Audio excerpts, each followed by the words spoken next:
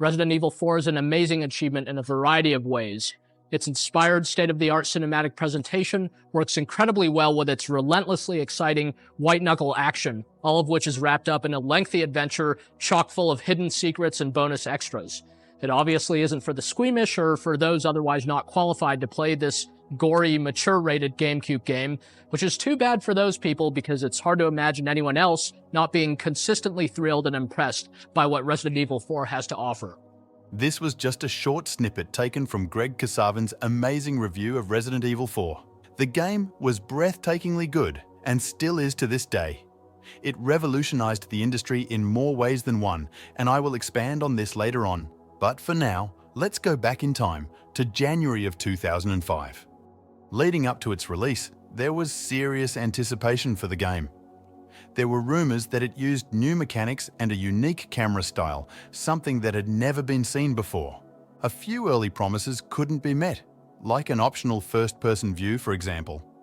And several unforeseen delays caused a likely 2004 release to become an eventual 2005 release. However, optimism remained, since Capcom kept updating the media with frequent press releases. And when reviewers got their hands on early copies, they were blown away. This set up Resident Evil 4 for huge success, not only on GameCube, but also on PS2 and eventually PC. The GameCube version was by all accounts a masterpiece. It had just one annoyance, which was a black letterbox above and below the image. And on widescreen televisions, the letterbox extended to the sides as well, which, as you can imagine, made the overall image smaller than it needed to be. Resident Evil 4 was meant to be a GameCube exclusive, but late in 2005, Capcom reneged on the deal and decided to port the game to PS2. It was unexpected, but welcome news to PlayStation owners. Even better, this new version would include a proper widescreen mode, as well as a new, albeit short, scenario called Separate Ways. But in the end, there were several drawbacks as well. Firstly, the PS2 version was interlaced, which was standard for the console, but here it looked particularly bad, blurring the image quite severely. Lighting and shadows were practically non-existent on PS2. This made the graphics seem lifeless and devoid of depth. It just looked flat when compared to the GameCube version. Models and textures were deprecated as well, making things rather low-res in appearance. I'm sure PS2 owners were just happy to play the game, so their expectations had been low from the start. However, replacing in-game cutscenes with pre-rendered cinematics was a real blow to the presentation. This was perhaps the biggest criticism of the PS2 version, but it didn't stop there.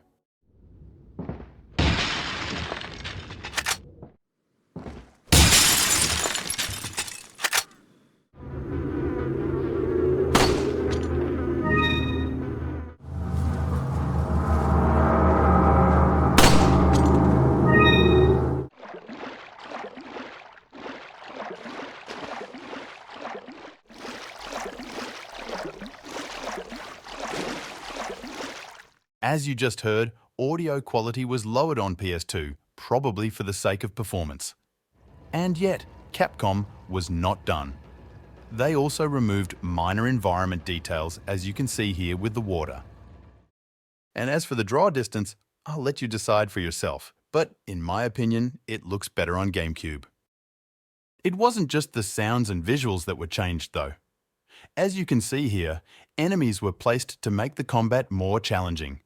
You cannot just run back on the path you came from. You have to stay moving, otherwise you get killed. But on PS2, the enemies were removed, which meant you could just stay on the spot and shoot them from afar. This pattern repeated itself throughout the gameplay. Here you can see the enemies are waiting for me on the gangways. This makes it difficult because it means I have to move towards them, which will leave me vulnerable from more angles. But on PS2, they just keep coming single file, throwing dynamite like idiots and getting themselves destroyed in the process. There were a few minor differences as well, like how often enemies lost their heads. This was far more frequent on the GameCube version, and ammo drops were also more generous on GameCube. Early on, I even managed to loot some grenades from fallen enemies, and this never happened on PS2. Bear in mind, I was playing on normal difficulty throughout, so your experience may be different depending on your difficulty. Windows gamers would have to wait till 2007 to finally play Resident Evil 4. There were initial hopes that it would be ported from the Gamecube version, but that was dashed when gaming journalists started releasing their reviews. A lot of early reviewers remarked on the lack of mouse support, which meant keyboard gamers had to aim with their arrow keys. If you had a decent controller, it was a better experience.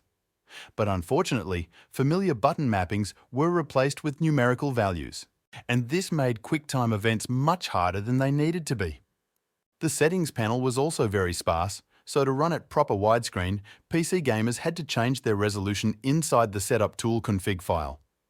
And even at higher resolutions, the game didn't look all that great.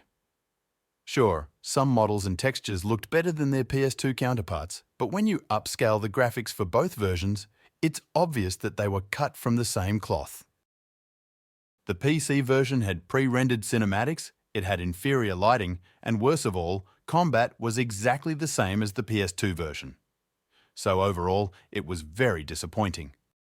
And this was very puzzling, since the game had been ported by a small Japanese company called SourceNext.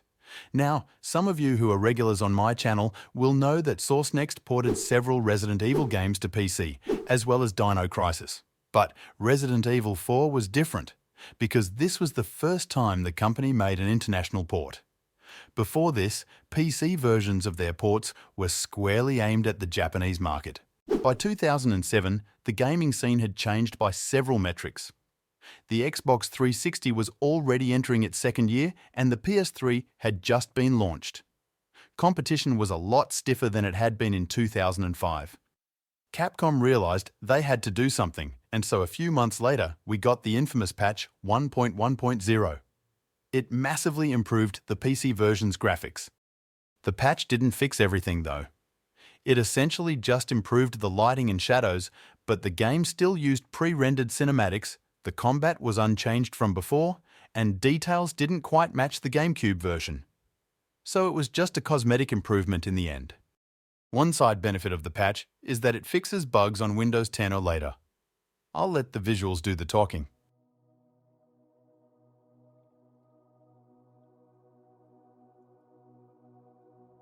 Anyway, that's it for this video. If you found it useful, please give a like. It really helps with the algorithm. Thanks for watching and have a nice day.